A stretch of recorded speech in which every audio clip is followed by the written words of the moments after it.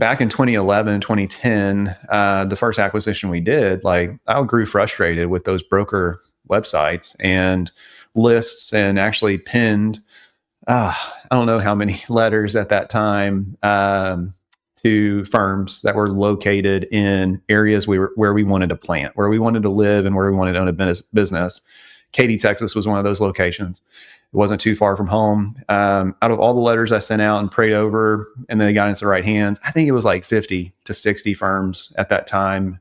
And I sent them out while I worked for somebody else, during tax season, because I wanted somebody else to receive that during tax season, and then them to think maybe this is the last year I have to do it tax season. So those letters, got me job offers. They got me offers to buy firms. Ultimately, we chose one firm out of those. So we got responses to like 6 or 7 of those letters. Fast forward, 13, 14 years, we're still looking at additional acquisitions. We would love to be in the Dallas-Fort Worth market in the near future. We think that's really a strategic goal of ours. And at the end of last year, at the beginning of this year, I did that same exercise where I sent out letters to about 100 firm owners in the Fort Worth, Dallas market.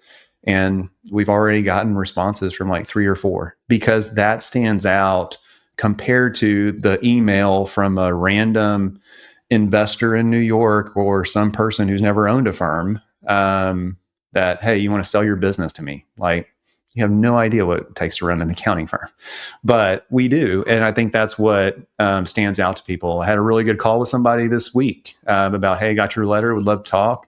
It's a $2.5 million firm. Like, it's going to be a big one, but we'll just see where it goes. We'll keep having conversations. We'll talk through what that means. And yeah, it's just turn over rocks everywhere you can. There's probably some opportunity within there.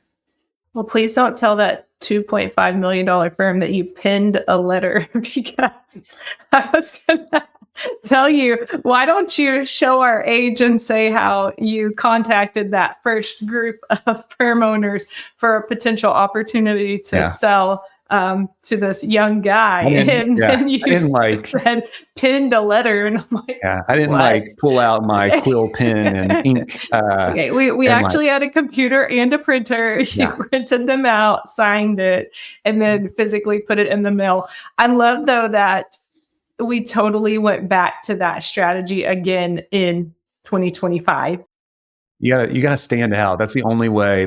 Well, yeah, because in 2011, we were just kind of on that end of everything that comes in the mail is like junk mail. You just throw, like, it was shortly after that where almost everything you're like pushing it away, because now everything's going paperless, and everything, if it's important enough, it'll get to your email. Now we're in email deleting everything because everything in email is junk. So if it actually comes physical envelope in the mail, you kind of look twice at it before you toss it in the trash. So especially this time of year when tax documents are coming through, right? You don't throw anything away right now.